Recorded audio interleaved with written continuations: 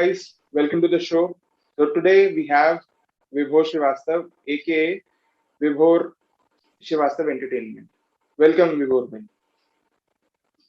Thanks a lot Abhay मेरे को बुलाने के लिए. आप बहुत अच्छा काम कर रहे हो, so thank you for inviting me. It's a pleasure being here. Okay. So Vibhor bhai, तो my first question to you is, आपने ये जो YouTube की जर्नी आपकी स्टार्ट करी, एक आपने कब स्टार्ट करी और आप क्या क्या करते हो इस चैनल में, जरा आप हमारे ऑडियंस को, व्यूअर्स को ये बताइए. सो हेलो गाइस, मेरा यूट्यूब चैनल है विभोर श्रीवास्तव एंटरटेनमेंट और मैंने स्टार्ट किया था 30 मार्च 2020 और उस टाइम मैं कॉमेडी की वीडियोस डालता था. अब मैं बहुत सारा कंटेंट डालता हूँ पूरा एंटरटेनमेंट का. तो आपको मेरे चैनल पे हर क्रिकेट सीरीज के पहले प्रीव्यू और रिव्यू मिल जाएगा. प्रीव्यू मिल जाएगा सीरीज के पहले और रिव्यू मिल जाएगा सीरीज के बाद. तो इंग्लैंड से जो टेस्ट सीरीज है इंडिया की, उसका प्रीव्यू भी डाल दिया गया है. बाकी आपको मेरी एक्टिंग के वीडियोस मिलेंगे, सोलो एक्टिंग के, क्योंकि मैं एक थिएटर आर्टिस्ट हूँ. तो मैं अपने एक्टिंग के वीडियोस डालता हूँ चैनल पे. कुछ फनी वीडियोस मिलेंगे, फनी डांस हो गया जैसे कि, तो मैं शॉर्ट वीडियोस में डालता हूँ यूट्यूब शॉर्ट्स में, आपको वो मिल जाएगा. बाकी फैंटेसी टिप्स मैं देता हूँ, फैन टू प्ले से रिलेटेड, फैन टू प्ले से मैं जुड़ा हुआ हूँ तो उनके लिए मैं फैंटेसी टिप्स देता हूँ. हर क्रिकेट मैच के पहले आपको फैंटेसी टिप्स मिल जाएंगी. अभी रिसेंटली जो पाकिस्तान वेस्ट इंडीज का कल मैच होना था उसके लिए मैंने टिप्स डाली थी. तो हर मैच के पहले फैंटेसी टिप्स मिल जाती हैं आपको, हर सीरीज के पहले प्रीव्यू मिल जाएगा, उसके बाद रिव्यू, एक्टिंग के वीडियोस हैं. तो बहुत सारा एंटरटेनमेंट आपको मेरे चैनल पे मिल जाएगा. मैं कविता भी लिखता हूँ तो वो आपको सुनाता हूँ, स्टोरी टेलिंग भी है. तो बहुत कुछ है मेरे चैनल पे. तो विभोर श्रीवास्तव एंटरटेनमेंट को सब्सक्राइब कीजिए और थैंक यू अभय. हाँ, तो भाई के चैनल को सब्सक्राइब कर लेना सारे, और मेरे को तो कर ही देना. तो अभी आपसे बात करते हैं सीरीज के बारे में, India versus the England series. और हमें पता है कितनी बड़ी सीरीज है ये after the world test championship loss. तो पहले तो मैं आपसे ये जानना चाहूंगा कि पहले हम बात करते हैं ओपनर्स के बारे में इंडिया के. As we all know, Shubman Gill got injured. तो उसके बाद हम अगर स्टेबिलिटी वाइज देखें तो हमें पता है रोहित शर्मा एक प्लेयर है who can provide us the stability, but he is opening for the first time in England. मतलब post World Test Championship कोई ऐसा experience नहीं है.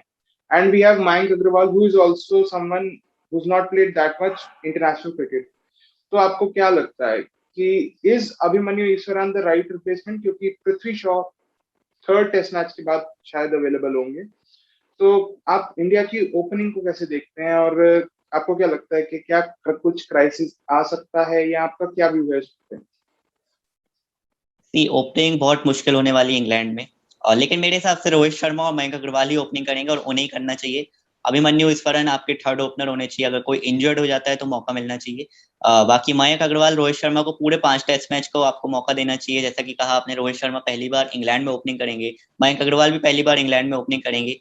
लेकिन दोनों ही बहुत बढ़िया प्लेयर हैं. हम सब जानते हैं कि मयंक अग्रवाल ने भी डोमेस्टिक क्रिकेट में बहुत अच्छा किया और रोहित शर्मा तो एक स्टार प्लेयर है ही. लेकिन इंग्लैंड में बात रही ओपनिंग करने की, तो वहां आपको क्लाउड्स के अंदर एंडरसन के सामने बैटिंग करनी पड़ेगी. तो that's going to be really tough. लेकिन अगर इंडिया को अच्छी स्टार्ट दे देते हैं, अगर इवन 50 या 60 रन की स्टार्ट मिल जाती है तो वो बहुत होता है इंग्लैंड की कंडीशन पे. तो एक स्टार्ट अच्छी मिलना जरूरी है. भले ही आप बड़ी इनिंग ना खेलो, भले ही आप 25-30 रन बना दो, लेकिन आप पहले के जो 10-20 ओवर होते हैं वो निकाल के दे देंगे तो वो काम है आपका इंग्लैंड में. तो आई थिंक रोहित शर्मा और मयंक अग्रवाल अच्छा करेंगे और काफी एक्सपेक्टेशंस है मुझे मयंक अग्रवाल से, क्योंकि उनको टेस्ट टीम से ड्रॉप किया गया था शुभमन गिल की वजह से. तो अब उन्हें चांस मिल रहा है तो उस चांस का उन्हें सबसे ज्यादा फायदा उठाना चाहिए, क्योंकि फिर आपको फिर पता नहीं कब चांस मिलेगा. तो ये जो चांस है उसका फायदा उठाएंगे मयंक अग्रवाल होपफुली, और इंडिया को अच्छी स्टार्ट देंगे रोहित और मयंक. तो और दूसरी बात हम ये करना चाहेंगे कि जो आपने देखा होगा, हमने जो वर्ल्ड टेस्ट चैंपियनशिप में कॉम्बिनेशन खिलाया, क्लाउड था, पूरा दिन बारिश होती रही, उसके बावजूद हम अपने हिसाब से अपनी जो बेस्ट पॉसिबल 11 हो सकती थी किसी भी कंडीशन में इंडिया की, इंडिया उसके साथ गई. 2 स्पिनर और 3 फास्ट बॉलर और 6 बैट्समैन आपके वहां थे. तो पहला टेस्ट मैच नॉटिंघम, और जिस तरीके की विकेट अभी देखने में मिली है कि हरी विकेट है, एकदम देखने में लग रहा है कि England is going to take the revenge for what happened to them few months back. तो आपको क्या लगता है कि इस विकेट पे इंडिया को पहला test match, should India go safe 6 batsman plus Rishabh Pant और 4 बॉलर्स, या फिर आप वही चाहेंगे इंडिया वही अप्रोच यूज करे, 5 प्रॉपर बॉलर्स, 6 बैट्समैन, और उन 6 बैट्समैन में एक batsman Rishabh Pant wicket keeper batsman. तो आप किस अप्रोच के साथ जाना चाहेंगे इस इसमें? हमें पांच बॉलर खिलाने होंगे, जिसमें से 4 फास्ट बॉलर होने चाहिए, क्योंकि जो पिच अभी हमने देखी ग्रीन पिच है तो फास्ट बॉलर्स को ही हेल्प करेगी.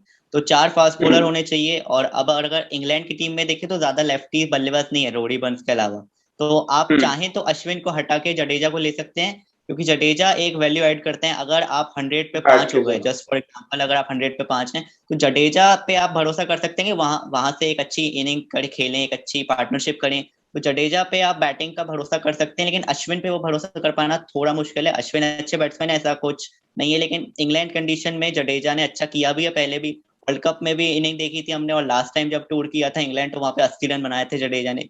तो 4 fast bowler plus Jadeja and your wicket keeper और बाकी आपके बैट्समैन, तो ये कॉम्बिनेशन होना चाहिए।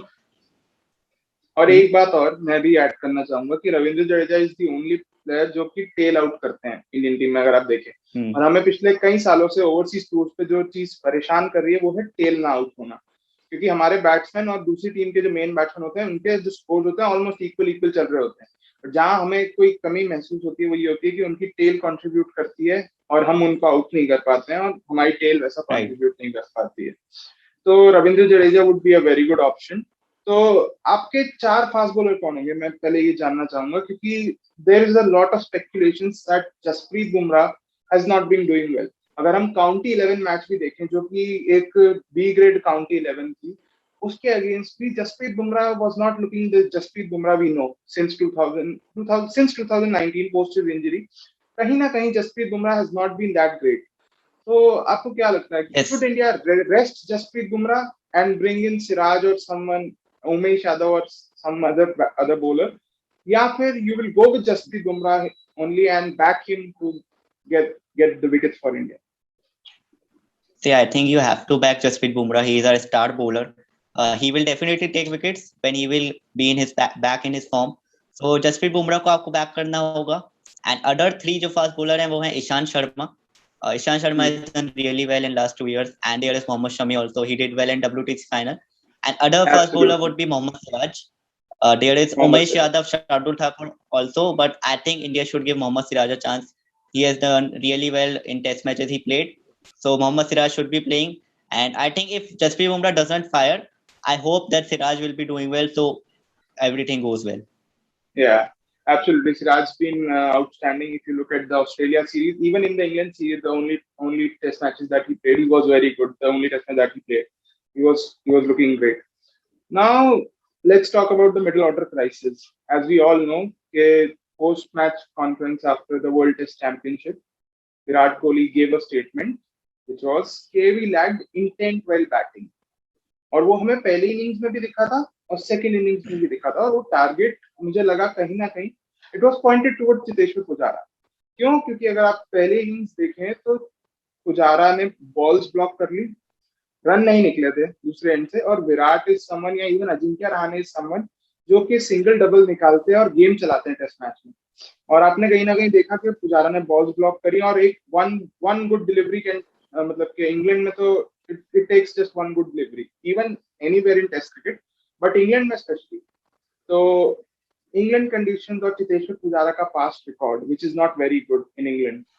तो आपको क्या लगता है कि क्या obviously first Test match तो I think India will go with Cheteshwar, but आपको क्या लगता है क्या इंडिया ये रिस्क लेगा to get in someone like KL Rahul or maybe Hanuma Vihari in place of Cheteshwar in coming matches? क्योंकि चेतेश्वर पुजारा का एवरेज इज अराउंड 22 पिछले 2 सालों में, और ही इज बीन स्ट्रगलिंग। और ऑस्ट्रेलिया में उन्होंने बॉलें रोकी और इंडिया को लिए बहुत इंपॉर्टेंट रोल प्ले किया in the winning cause, but लेकिन अगर आप रन्स देखें तो बोर्ड पे रन नहीं थे। तो आपका क्या ओपिनियन है इस पर? सी आई थिंक पुजारा को फर्स्ट 2 टेस्ट मैचेस में तो बैक करेगी टीम मैनेजमेंट। अगर वो अच्छा नहीं करते हैं फिर उनके बियॉन्ड देखेंगे। अगर वो उनने पहले 2 टेस्ट मैच अच्छा नहीं किया, और अगर इंडिया जीत जाती है पहला मैच या दूसरा मैच और एक ड्रॉ हो जाता है, वॉश आउट हो जाता है, तो एक चांस और मिल सकता है अच्छा नहीं करने पे भी। लेकिन अभी तो हमें बैक करना होगा पुजारा को। नई WTC साइकिल है, होपफुली वो इस साइकिल में बहुत अच्छा करें। पिछले बार एक भी सेंचुरी नहीं थी, लेकिन इस बार हम होप कर सकते हैं। बाकी इंग्लिश कंडीशन में पुजारा का रिकॉर्ड अच्छा नहीं है, सब जानते हैं, तो उनके लिए मुश्किल जरूर होने वाली है। जेम्स एंडरसन है, ब्रॉड है, और अब काफी सारे नए बॉलर्स आ गए इंग्लैंड के पास, ओली रॉबिन्सन, सैम करन। तो पुजारा को दिक्कतें फेस होंगी अगर उन्होंने अपनी टेक्निक सही नहीं करी होगी आउट स्विंग के सामने, क्योंकि हमने देखा आउट स्विंग को ज्यादा आउट हो रहे हैं और फिर उसके प्रेशर में वो इन स्विंग पे आउट हो जा रहे हैं। तो ये सब अंदर टेक्निक्स आता हैं है छोटी बॉल छोटी, पूरे अगर के लिए। पुजारा ने वो ठीक कर ली तो होपफुली वो रन करेंगे। बाकी स्ट्राइक रेट तो पुजारा का हमेशा ही कम रहता है, वो एक चिंता का विषय जरूर है। इंग्लिश कंडीशन में ऑस्ट्रेलिया में वो सही है, लेकिन इंग्लैंड में क्योंकि एक बॉल आपको चाहिए और फिर आप आउट, तो अगर आप 100 बॉल में 25 रन बना रहे हो तो वो हेल्प नहीं करेगा। लेकिन अगर आप 100 बॉल में अगर आप 50 भी बना देते हो या 45 भी बना देते हो तो वो टीम को मदद करेगा। तो आई थिंक स्ट्राइक रोटेशन का देखना होगा पुजारा को, और गैप फाइंड करना होगा अगर वो सेट हो जाते हैं तो। क्योंकि हमने WTC फाइनल में भी देखा था वो जेमिसन को आउट हो गए थे बाद में सेट होने के बावजूद। तो आपको गैप फाइंड करना होगा, स्ट्राइक रोटेट करनी होगी, और पुजारा को एटलीस्ट बैक करेगी इंडिया 2 मैचेस में। तो भाई अब हम बात करते हैं रिप्लेसमेंट्स में, जो रिप्लेसमेंट इंडिया से जाने वाले हैं दो। तो मेरा पहला सवाल ये है कि जैसे हमें पता है कि Ajinkya Rahane had issues in his hamstring. Although अब ये जो रिपोर्ट्स आ रही हैं और जो इन्फॉर्मेशन है जो भी अवेलेबल है उसके हिसाब से ये है कि ही इज गेटिंग बेटर और he will be playing the first test match. But in case India needs a replacement और एनीथिंग, इंडिया ने सूर्य कुमार यादव को और पृथ्वी शॉ को एज ओपनर्स बैकअप भेजा है। तो आपका ओपिनियन क्या है इन दोनों के लिए? मैं आपको बस एक स्टार्ट रखना चाहूंगा कि श्रेयस अय्यर या कोई पिछले कितने भी सालों में, श्रेयस अय्यर तो अभी खेले नहीं है इंडिया के लिए टेस्ट क्रिकेट, बट अभी पिछले सालों में जितने भी प्लेयर्स ने डेब्यू किया है उन सबका एवरेज अब 50 रहा है फर्स्ट क्लास क्रिकेट में। उसके बाद उनको रिवॉर्ड मिला है to play for India when it comes to first class. I'm not talking about list A or T20. But Surya Kumar Yadav averages 43 और लास्ट 2 साल में ही averages 41. I know he's in very good form when it comes to one days and T20Is, and he should be there. He should be there in the T20 World Cup. I'll go for him. But लेकिन जब बात करते हैं test cricket और इन a broader perspective, क्या आपको लगता है to induct Surya, it is the right time to induct Surya in the team? हाँ, सूर्य कुमार का जो इंक्लूजन हुआ है वो मुझे भी कुछ सही नहीं लगा। ऑल्दो उन्होंने अच्छा किया डोमेस्टिक क्रिकेट में कई साल पहले। अभी जैसे आपने बात की कि 2 साल से उनका एवरेज 41 है, तो उनका जो रणजी का रिकॉर्ड रहा है 2 साल में वो अच्छा नहीं रहा है। और टीम की भी बात करें तो KL राहुल और हनुमा विहारी वेट कर रहे हैं, तो वो नहीं चाहेंगे कि कोई और खिलाड़ी उनसे पहले आके खेल जाए। अगर मौका मिल गया सूर्या को, मान लीजिए पहले खिला दिया, तो राहुल और हनुमा विहारी को सही नहीं लगेगा और एक सही इमेज नहीं जाएगी यंगस्टर्स के लिए। क्योंकि सूर्या की एज देखें तो ऑलरेडी 30 या 31 है, तो यंगस्टर्स भी अवेलेबल थे आपके पास सिलेक्ट करने के लिए अगर आप चाहते ही थे तो। और बाकी अगर मिडिल ऑर्डर रिप्लेसमेंट की बात करें तो रहाणे तो ऑलरेडी फिट हो गए हैं, तो वो तो खेलेंगे ही। लेकिन जैसा मैंने कहा हनुमा विहारी और KL राहुल वेट कर रहे हैं, तो सूर्य कुमार यादव को सेंड करने की मुझे नहीं लगता जरूरत थी। वो भी जब वो थर्ड मैच के बाद अवेलेबल होंगे, 2 टेस्ट मैचेस बचेंगे आपके लिए। और रही बात पृथ्वी शॉ की, पृथ्वी शॉ को भी एकदम से भेज देना सही डिसीजन मुझे नहीं लग रहा है, क्योंकि वो पिछले कई महीनों से व्हाइट बॉल क्रिकेट खेल रहे हैं। पहले विजय हजारे ट्रॉफी उन्होंने रेड बॉल खेला, खेले फिर ही नहीं IPL खेला। हाँ, फिर IPL खेला और उसके बाद श्रीलंका सीरीज खेली। तो रेड बॉल क्रिकेट की बिल्कुल एक्सपीरियंस नहीं है, प्रैक्टिस नहीं है। और वहां जाते ही अगर जरूरत पड़ गई तो उन्हें खेलना पड़ेगा। जस्ट फॉर एग्जाम्पल, अगर मयंक अग्रवाल या रोहित शर्मा इंजर्ड हो गए थर्ड टेस्ट मैच के बाद, तो शायद टीम मैनेजमेंट पृथ्वी शॉ को ही बैक करे, क्योंकि उनको एक्सपीरियंस टेस्ट क्रिकेट खेलने का ईश्वरन से ज्यादा। तो कहीं उन्हें बैक ना कर दे और फिर वो इंडिया के लिए गड़बड़ साबित ना हो जाए। तो आई थिंक आपको पृथ्वी शॉ और सूर्य कुमार यादव को भेजने की कोई जरूरत नहीं थी, ऐसा मुझे लगता है। आई थिंक मेरे को ऐसा लगता है, बाकी बीसीसीआई की जो भी सोच रही हो, तो ये दोनों ही रिप्लेसमेंट किसी काम की नहीं है मेरे हिसाब से। आप शायद फास्ट बॉलर भेज सकते थे, ऑलरेडी वहां पे प्रसिद्ध कृष्णा है और ये भी हैं हमारे उमेश अरजान हैं, नफजत शार्दुल वाला। हैं। हाँ, अरजान अफजल वाला है। और तो आप चाहते तो कोई फास्ट बॉलर भेज सकते थे, या फिर जयंत यादव का एक नाम आ रहा था उन्हें भेजने का, ऑफ स्पिनर आपको मिल जाते अगर जरूरत पड़े, उन्हें भेज सकते थे। तो बैट्समैन भेजने का मुझे कुछ समझ नहीं आया। तो अब भाई मैं आपसे एक बात जानना चाहूंगा, बात करते पहले इंग्लैंड की। अगर हम इंग्लैंड की साइड देखें तो इंग्लैंड के पास एक एक्स फैक्टर है जो कि अपने सस्पेंशन के बाद वापस आ रहे हैं, दैट इज ओली रॉबिन्सन।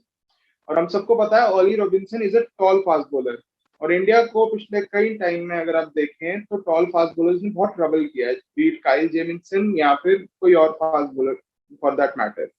तो आपको क्या लगता है इंग्लैंड किसके साथ जाएगा? आपको क्या लगता है England Mark Wood, James Anderson, Sam Curran, Ollie Robinson और स्टुअर्ट ब्रॉड, ये हैं इनके फास्ट बॉलर, जो मेन 5 फास्ट बॉलर्स जो खेलने के उसमें है। क्योंकि with Ben Stokes not being available, तो I think they will go with 4 fast bowler, मतलब जिसमें एक सैम करन डेफिनेटली होगा जो कि ऑलराउंड ऑप्शन दे, and may be 1 Jack Leach. तो आपके वो 3 फास्ट बॉलर आपको क्या लगता है कि इंग्लैंड खिलाना चाहेगा against India, that too at Nottingham, जहाँ पे इस समय वेदर भी इज, मतलब वेदर भी बारिश का प्रेडिक्शन है और क्लाउड रहेगा, और विकेट भी देख के लग रहा है कि it's not going to be that easy. तो आपको क्या लगता है कौन सी फास्ट बॉलर एक तो इंग्लैंड खिलाएगा? आप उस पर मैं आपका ओपिनियन जानना चाहूँ।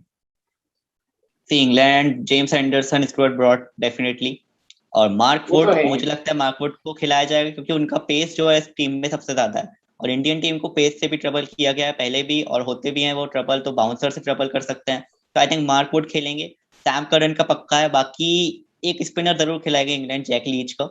और बेन स्टोक्स क्योंकि मिस कर रहे हैं तो अब सैम करन की जो रिस्पॉन्सिबिलिटी है वो बढ़ जाती है, बेन स्टोक्स के जो शूज हैं वो फिल जरूर कर सकते हैं, बॉलिंग जरूर भले ही ज्यादा करेंगे। तो I think England 4 fast bowler और एक स्पिनर के साथ जाएगा, जिसमें सैम करन उनके ऑलराउंडर होंगे, और जेम्स एंडरसन, ब्रॉड और मार्कवुड उनके 3 मेन फास्ट बॉलर्स। तो अब हम पहले बात करेंगे मेंटल हेल्थ जो इशू बेन स्टोक्स का आया। मेरा मेरा ये मानना है ये एड्रेस करना बहुत जरूरी है। अगर मैं ये चैनल पे बैठ के ये चीज एड्रेस ना करूं तो ये जस्टिस नहीं होगा। आजकल जिस तरीके का हम सबको पता है कोविड टाइम्स हैं, we are all stuck in our houses, मतलब बाहर जाते भी हैं तो उसका ये है कि भैया घर जल्दी पहुंचो क्योंकि कैच नहीं करना है virus, even though we are vaccinated and all.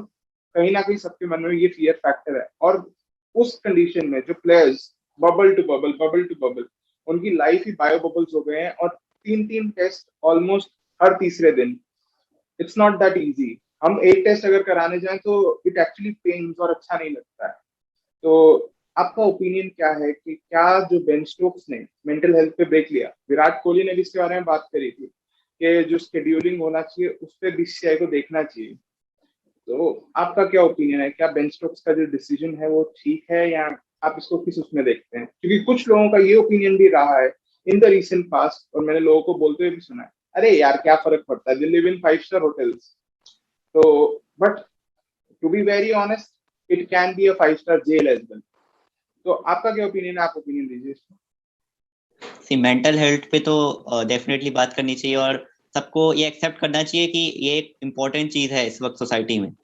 और बेन स्टोक्स की बात करें तो बेन स्टोक्स काफी समय से इन्हीं सब चीजों से जूझ रहे हैं। पहले उनके फादर की डेथ हो गई थी लास्ट ईयर, और फिर उनको इंजरी भी हुई, काफी मैचेस उससे पहले मिस उनका किए, फिर केस एक, इतने साल चला, उससे पहले उनका जो केस इतने साल हाँ चला। उनका केस चला पहले वो, फिर उनके फादर की भी डेथ हो गई थी। ऑल्दो इस बीच में एक बहुत अच्छी इनिंग आई थी हेडिंगली वाली, लेकिन फिर भी काफी कुछ डाउन जा रहा था स्टोक्स के लिए। और अगर रिसेंटली बात करें 100 में भी उनका परफॉर्मेंस अच्छा नहीं जा रहा था, फॉर्म पाकिस्तान के खिलाफ भी अच्छा नहीं था। तो वो हम्म। एक आपको मेंटल हेल्थ आता है, मेंटल में आता है कि कुछ गड़बड़ कर रहे हो, आप सही नहीं कर रहे हो। आप खुद सोचते हो क्या एक रेस्ट के बाद मैं आऊंगा तो एकदम नया बेन स्टोक्स हमें देखने मिलेगा, व्यूअर्स को देखने को मिलेगा। तो एक अपन अपने ऊपर ही मेंटल वो लेते जाते हैं, प्रेशर लेते जाते हैं, तो शायद बेन स्टोक्स ऐसा कर रहे हो। और आजकल सोशल मीडिया का जो इफेक्ट पड़ रहा है, आई थिंक प्लेयर्स पे डेफिनेटली सोशल मीडिया का इफेक्ट पड़ता होगा, क्योंकि लास्ट ईयर आईपीएल में पृथ्वी शॉ ट्रोल किए जाते थे, और अब पृथ्वी शॉ को सब चाह रहे हैं कि वो खेलें, टेस्ट मैच खेलें तो जाके, या खेले। वर्ल्ड कप खेलें, T20। बिल्कुल। हाँ, तो सोशल मीडिया का जो इफेक्ट पड़ रहा है ये बहुत गलत पड़ रहा है आई थिंक खिलाड़ी पे, क्योंकि लास्ट ईयर एक पृथ्वी शॉ की फोटो भी आई थी जिसमें वो काफी डिप्रेशन में लग रहे थे, बैठे हुए थे ड्रेसिंग रूम में। हम्म। तो जो सोशल मीडिया का इफेक्ट है वो भी मेंटल हेल्थ पे अफेक्ट कर रहा है। बाकी पहले ग्लेन मैक्सवेल ने लिया था, तो ग्लेन मैक्सवेल भी उस टाइम फॉर्म से जूझ रहे थे, फॉर्म उनका अच्छा नहीं था, और जब वो वापस आए हैं तो अब देखिए वो काफी अच्छा परफॉर्म कर रहे हैं, और इस साल आईपीएल बिल्कुल। भी उनका अच्छा जा रहा था। तो आई थिंक ब्रेक लेना चाहिए खिलाड़ियों को, समझना होगा कि वो मेंटल हेल्थ से जूझ रहे हैं, कुछ गड़बड़ चल रही है, अगर ब्रेक के बाद आएंगे तो अच्छा करेंगे। और बोर्ड्स को भी इस पे विचार करना चाहिए, अपने प्लेयर से बात करना चाहिए कि क्या शेड्यूल सही बनाया। जैसे विराट कोहली ने कहा कि अभी, जैसे विराट कोहली ने कहा था कि शेड्यूल चेंज होना चाहिए, और अगर हम बात करें तो अभी हम इंग्लैंड में खेल रहे हैं, श्रीलंका में खेला, अब हम इंग्लैंड में खेल रहे हैं, भले ही डिफरेंट साइड गई, लेकिन आपने सूर्य कुमार और पृथ्वी शॉ को फंसा दिया इस बीच में कि आप यहाँ से बबल में जाओ फिर वहां बबल में रुको। तो 10 दिन प्लेयर्स का इससे आइसोलेशन जरूर, करो फिर बबल में जाओ। हाँ, दस पहले दिन का 14 डेज आइसोलेशन आपको है। क्वारंटीन होना पड़ेगा, आपका फिर चेकअप होगा, और अगर आपका गलती से कोविड आ गया तो आप और फंस जाओगे। जैसे और अभी फंस जाओगे। श्रीलंका में कृणाल पांड्या और चहल और गौतम फंस गए 7 डेज एक्स्ट्रा गौतम के लिए। गंभीर। तो ये बबल वाली दिक्कत काफी है कोविड टाइम्स में, तो गेम्स कम होने चाहिए, कम मैचेस होने चाहिए, और हम चाहें कि बेस्ट प्लेयर्स खेलें अपने बेस्ट मेंटल हेल्थ में, वो फिजिकली प्रेजेंट हो वहाँ पे, मेंटली प्रेजेंट हो। तो आई थिंक शेड्यूलिंग बेटर होनी चाहिए। ऐसा नहीं कि इतने सारे मैचेस छूट गए 2020 में तो अब सारे हम मैचेस 2021 में ही कर लें, बाद में भी सेट हो सकते हैं, कुछ सीरीज कैंसिल हो सकती हैं, ताकि ये जो मेंटल हेल्थ का इशू है उसको वो अच्छे से एड्रेस लिया किया जाए। जाए। और सोशल मीडिया का कुछ देखना पड़ेगा, सब आईसीसी को मिलके कि कैसे ट्रोलिंग जो है उसे रोका जाए, क्योंकि अगर स्टेडियम में होती है ट्रोलिंग या रेसिज्म होता है तो प्लेयर्स खुद रोक देते हैं या एम्पायर्स उसमें आते हैं या ऑफिशियल्स आते हैं। लेकिन जो सोशल मीडिया का है वो आई थिंक आईसीसी को देखना पड़ेगा क्या होगा इसका, वो तो और इट्स इसको ठीक करना गेटिंग ओवर पड़ेगा। The head to be very honest. लोग बिल्कुल रिस्पेक्ट नहीं करते अपने प्लेयर्स के बारे में, इतना गलत बोलते हैं। कोई रोहित का फैन है तो विराट को गलत बोलेगा, विराट का फैन है तो हम्म। रोहित को गलत बोलेगा। बल्कि ये नहीं पता कि दे बोथ हैव बीन, मतलब द मोस्ट इम्पोर्टेंट, क्या कहते हैं, piece in are whatever you call in Indian cricket's history। और आप देखो पिछले 10 से 15 साल में उनसे ज्यादा रन दोनों से ज्यादा रन किसी के भी नहीं है। तो आई थिंक लोगों को रिस्पेक्ट करना चाहिए, और मतलब ये एक एलिमेंट आना चाहिए, बट लेकिन समहाउ दैट्स द रियलिटी जो कि करंटली चल रहा है। नाउ मैं आपसे पहले तो 11 लूंगा, उसके बाद आपकी फैंटेसी साइड लूंगा, जो आपके फैंटेसी टिप्स है आपने बोला था। तो पहले आप मेरे को दोनों टीमों ओके की आपके हिसाब से क्या प्लेइंग 11 बननी चाहिए, दोनों टीमों की मैं जानना चाहूंगा। ओके, तो पहले इंग्लैंड की बात कर लेते हैं। इंग्लैंड जी, में ओपनर्स में चाहूंगा रॉडी बर्न्स, डोमिनिक सिबली और जैक क्रॉली, आपके जैक टॉप थ्री क्रॉली, होने यस चाहिए, जी, क्योंकि बिल्कुल। पिछली सीरीज में भी यही थे और तीनों यंगस्टर हैं, तीनों को मौका मिलना चाहिए इस WT साइकिल में। और फिर उसके बाद अगर कोई अच्छा नहीं करता है 3-4 टेस्ट मैच में, फिर आप हसीब हमीद को ले सकते हैं।